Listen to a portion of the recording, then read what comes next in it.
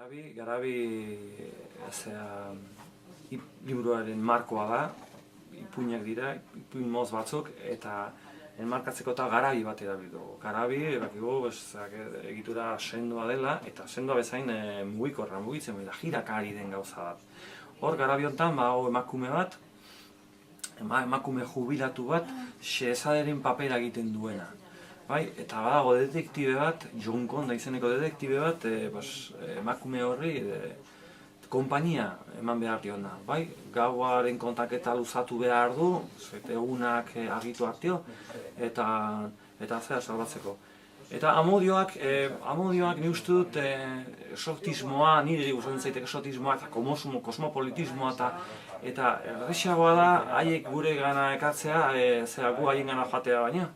Eta gauza toki arrun bat pixka kosmopolitatzeko eta esotizatzeko modurik errexena dela amudio bat jokatzea. Eta amudioa erabili dut sentzu honetan. Man ezagun alako batek liburu irakurri eta alako baten ikusiko du paisaia ezagun bat eta kokatuko du hor lagutako historia bat eta ea toki horrek hartzen duen alako geruza sentimental bat. Garabia gelditzen da, liburua gelditzen den momentuan, eta hor apostu bada, apostu radikal bat, esan nahi dut,